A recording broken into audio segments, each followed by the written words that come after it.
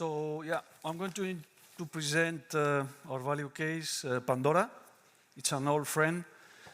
The classic has been invested in Pandora for, I don't know, a decade, and we've been in and out. So I will accelerate a little bit.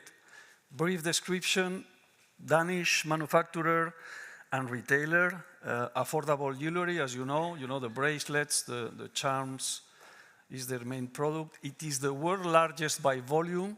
They produce more than 100 million pieces, 100 million pieces that are handcrafted per year in Thailand. Now they are increasing capacity, I think it's in Vietnam. And they have a scale. They have a scale in design, they have a scale in manufacturing, they have a scale in delivery, in distribution. 15,000 professionals that are crafting the jewelry, so it is difficult to build this kind of cluster, and more than 100 countries. They sell in more than 100 countries. What do we like? Why do we like Pandora on the long term? Because we think they have competitive advantages. This is back to value theory, moats. So Warren Buffett was saying, look for moats. We think they have brand awareness. It's very well known globally. We think they have scale, applied to design, applied to manufacturing, and applied to cost advantage, scale in marketing, scale in distribution. They can do omni-channel, so retail, they can do via the website. They have their own selling channel in the website. They have pricing power, not only because they have low cost, it's because their unit price is very low, which we like. We like when a product of a company is low, we like it. It's a small part of your budget. We like that. And then there's some, not a lot, but switching cost, which is an entry barrier, right? When you buy a bracelet, or your daughter buy a bracelet, then they want the charm, another charm, and this is a little bit of, not network, but you have a little bit of switching cost advantage. I would highlight two of the key advantages: brand, and here there is a comparison between Pandora, Tiffany's, Cartier, and Swarovski. So, brand awareness is very high. And the company is fueling this. So Pandora, as a long-term target, wants to move from charm, low-cost maker to a full-range jewelry, affordable, with global presence. And they are doing that. They are in the middle of the way. And what I was mentioning, the price is low, average from 50 to 300, which is good. It's good to be a low price, low cost in competition. Stock is down 60%. A year ago, it was 1,200 Danish krona. It's now 500, 600. Three reasons: silver prices went up, as we all know. So silver cost, some numbers here, it was 6% of the revenue. Now at $73 ounce, it's a bit lower now, 3 times higher. They can hedge, but they only hedge 1 year. So the impact we will be seeing, not in 2026, the impact will be seen next year. CEO departure, this is the other concern, because the CEO, Alexander Lacik, this guy, he's a top guy from my experience, 30 years. He came with Pandora with a lot of trouble. Channel inventories, design, marketing, everything was wrong. And he came, and in 3-4 years, he took the company to the next level. And now he's leaving. A new CEO is coming, and it's the same team. We will enter later on this. And then, obviously, the economic slowdown in the US, consumer US is going to be weak, then Pandora will sell less, so all the consumer space is being challenged in the US, so this is more a macro concern. And this is important. When short-term things are affecting the name, people think it's going to be forever. So basically what the price now, if you do the numbers, it says that silver prices will be at 100 forever. No, as I can sign. Doubts about the new CEO. Okay, she was the top executive in LVMH, and then in several luxury brands. She's, in the 50s. She's worked with Alexander for I don't know how long. She's the head of marketing in Pandora. The track record is excellent, so I don't have a reason why the new CEO should do bad. And then obviously there is a fear regarding the cost, the silver, and what the company is going to do. I'm going to enter in what the company is going to do. So on the doubts of growth because of the macro thing, or are their collections too old, or they will not grow more, they're going to do three things. They're going to improve the design. I'm not an expert in design, is their words. So more distinctive, different designs, different collections. We take it for granted. Brand, they're going to invest more in marketing, that's it, right? Invest more and better in marketing. And as they have the scale, they can do it. And then in markets, they're going to divide the markets by high penetration and low penetration, and they're going to split the strategy. High penetration is going to be more earned media, and low penetration is going to be opening of outlets. So it's not really a big thing, but they are accelerating this. In order to grow, they say high single-digit growth, which basically is 2% new outlets, 2-3% volumes, 2-3% pricing. In my model, I use 5, which I think is very, very reasonable. The second initiative here, after the, the stock collapse and was not a capital market day, but some kind of what we're going to do, they're going to reduce the impact in silver in the cost. So they are moving from silver to platinum plating.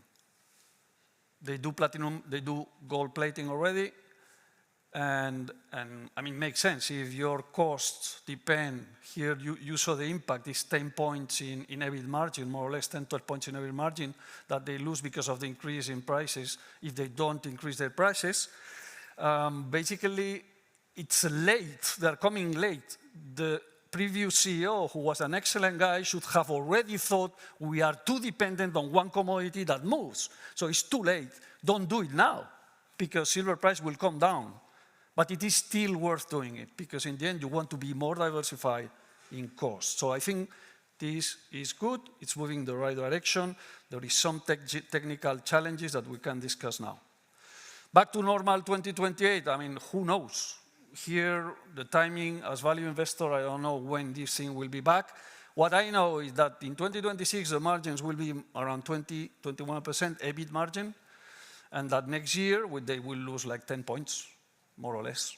I'm not the one that is going to target exactly what is going to be the EPS and the PE. Okay, we will see this year a good profit, good cash flow next year, lower, and then what they say is that platinum plating will take kind of 2 years to be implemented. It's not a huge investment because they have the skills, the expertise with gold plating. They do also rhodium plating, and they have been testing platinum plating. You need to take the word of the management here. But looks like what they say is that this is feasible in 2 years. The foundation is good. So this is what makes us so sure on the investment case. Strong brand, which I think we proved. Asset light, return on capital employed on normalized markets is 40%, 40, for these guys, which means that they have their assets in Thailand, but they don't need to reinvest that much. Now they are growing the capacity by 50%, 50, in Vietnam. This is, why do they increase 50% the capacity? So they should be really sure that they're going to grow in the future. Growth opportunities in low penetration markets are evident, so I don't discuss this. The sector normally grows 3-4% organic growth. I'm using 5, so I don't think I'm going to be very wrong here. Okay, sustainability, they are top standard, and the financial ambition, their financial ambition is a high single-digit growth top line, and margins 21, 22, I think is the guidance, 23. 6-7 years ago, their margins were 30%. And now the guidance, I think it's very reasonable at 21, 22. So in our opinion, yes, they're going to be back to normal in 28. I may be wrong, and they are back in 2029. We don't care. We will probably double our money here if things go the normal way. Obviously, we are investing in businesses, and there is risk. This is why we diversify the portfolio. Then they have some options, lab-grown diamonds by Pandora, so I like it a lot. It's, half price of a natural diamond. They're growing a lot. They're killing the industry. Even the natural industries claiming for, you need to brand that is lab grown, that is really natural. But in the end, it's going to be very difficult to stop this because you get the same, more or less, okay? I'm not an expert in diamonds and never will be, but you get the same thing for half price. Valuation, price around 600 Danish krona, PE 8.5, normalized PE. We normalize earnings, and we normalize earnings everywhere with commodities or with everything. So I take these 20% margins. Free cash flow yield is amazing. So free cash flow, from memory, 2 years ago was 6 billion kronas. Last year was 5.5 billion kronas. This year will be more or less the same because they are hedged. Next year it will be half. But they are not in negative free cash flow, so they are free cash flow producer. Our discounted cash flow model, 1,400 intrinsic value, using 5% growth, 22% EBIT margin, ROIC 30%, so a bit lower than the average. And the most important thing, the numbers are really, the important thing here is if we are right with our analysis that this is a good business with high entry barriers and cost advantage and blah, blah, if the management is not going to lie to us and then platinum plating can be done and then the thing can be done, the restructuring, balance sheet is good, I have no doubt there, and then good price is down like 60%. So it looks like we have a good price. And this is our long-term partnership call that I was trying to explain before. We like the long-term and we look for partners. In the companies we invest, and if you invest in us, it's not going to be for a quarter. We are looking for husbands and wives. This is marriage. Eh? We are not doing things, we are not building a business for 3 months. This artificial diamond. So here you can see that we've been in Pandora since 2016, so 10 years. We never sell at the high, we never buy at the low. But on average, we've been correct in these 10 years, and now we are building more and more. And if the stock goes down, we will more of Pandora. We will buy more of Pandora. That's it. Thank you very much.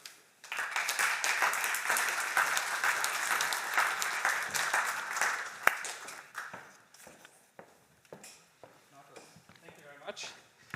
You know, some years ago, we were also invested in Pandora. You also like the company. And I guess it's similar on your side. When we start looking at a company for the first time, we start looking backwards. So what have they done? And Pandora is an amazing cash machine. And something you haven't mentioned, they bought back like 25% of shares in the last few years. So that is the past. Right now, you touched on that, they are, I guess, in the biggest turnaround, transition, change of their business model ever. We've got a new management, a new CEO coming in. We've got a star manager who has just left. And from majority solid silver, sterling silver products, moving to platinum plated. How do you handle this? How do you handle this change? Well, in my opinion, that is my opinion. So basically, we know the company. And the 4Gs, when we say good business, good managers, good balance sheet, and good price, we think they are there. So when I speak to them, I trust them because they earn my trust over the years, over a decade. So in my opinion, the change of management is not radical, it's continuity. And Alexander is going to be there for help at least in the next couple of years. And the lady looks, Berta de Pablos, looks really experienced, and from the beginning, the first meetings, she looks very focused. So that's good for the management. Then in my opinion, the change in the business is not that radical. So basically, they are late with taking, from solid silver to plating platinum. I think it's not radical. So you are diversifying your cost. You should have it done earlier. You should even do it more. Rhodium or other metals, and try really not to depend on one commodity because we know the commodities. And from what they say, technically it is possible. Mm-hmm. It is challenging, but from 1 to 10, my number would be 6 in terms of challenging. And they say that they have been testing it and that they have a lot of experience with gold. It's not the same because of different aspects, but it looks good. And then in terms of design and assortment, I think it's a slow change. I don't think really you lose, because it's a generic product. It's a bracelet with a charm. You know, 2,000 years ago, they were using bracelets and charms. So, I mean, they're not going to lose this. It's a matter of just finding the right design in this collection, and then if this doesn't work, you launch another collection with this metal and this aspect. So I think, in my opinion, that the business is not changing that dramatically. You mentioned your partnership. You are with the company now for 10 years, I guess, with Pandora. If you hadn't that experience, would you buy it today? Oof, a very good question. Well, I would do a much more effort in understanding what is going on. So, to really buy into if you read, and everybody here reads the value investors and Warren and Charlie, normally they say don't get into restructurings. Yeah. Don't get into restructurings because it's too complicated. But so if this starts now, I would really spend maybe 2 or 3 years talking to them, and then to the experts, and then is platinum plating working? Is this blah blah? Yeah. But once, maybe it's a problem, because I was thinking maybe I'm not digging in detail here and there, but when you trust the management that has told you for 10 years and everything they say has been even conservative, I think you can move to a more, let's say, fast track. Something else, if you come to Pandora for the first time to the shares, and you look at the performance chart in the past like you've shown, I mean, earlier on this morning you said boring is good. This share price is not boring. I mean, there are 3 times the shares more than quadrupled and came back down again. I mean, what's going on there? This is not a tech company. Right, no, you're right. I mean, it's kind of surprising because the business model, in our view, is so good. Like they shouldn't do these things. But they did a big mistake, I don't know, 12 years ago in the first fall, because they tried to move into the watch industry, which is not easy to compete. So they moved to watches, and they completely screwed up with, everything. So then it went very bad, first cycle. The second cycle was a cycle of a bad management, in my opinion, because I had a one-on-one the CEO like this, and he lied to me for 1 hour. Amazing. So all the inventory is full of crap that they should mark down, IT systems that, I asked the question because we know Inditex. Inditex is the textile company in Spain. They are super good in the IT, so I was checking, and they told me, in Inditex, they told me, well, be careful because the IT system. And I asked the CEO, how's your IT system? Do you really know where the inventories are here, there? Also, the model was different, more wholesale, yep, more franchises. But he was lying, so they were not selling because they were out of fashion or what, they were filling the channel. Well, so this CEO left. This was the second one, and then Alexander came. And this Alexander, I mean, we learned the other day that you have funds out there that follow the top managers, and they invest. Where they find a top manager, they follow him. So my advice here is find where Alexander Lachik will go, because okay, he's really outstanding. So, but you have, let me go back to NVIDIA, because I was there and I wanted to also to speak. NVIDIA is like Ryanair, is like Pandora, what I call cyclical compounders. Compounders is companies that are able to grow, but they have cycles. So it's a good investment long term because you have the growth, but like semiconductors, no? Big investment cycle, then prices will go down. Then the semiconductor cycle usually is 2-3 years time, it's very short. We were very close to invest in Micron, Hynix, and these guys, but we were thinking it's 2 years, too short. Pandora cycles look like are higher, and in Ryanair, cycles are also 5-6 years. So we like these names where you think that the business is good enough to be there when they fuck up a little bit. Markus, thank you. I reserved the toughest question for the end. As a value investor, you are contrarian, like we all are. I'd be curious to know who will win the World Cup. Very good question. I was told that Spain I'm from Spain, obviously, and Spain is one of the top guys. but I would bet on maybe France. It's not that contrarian, but okay. Thank you. Thank you.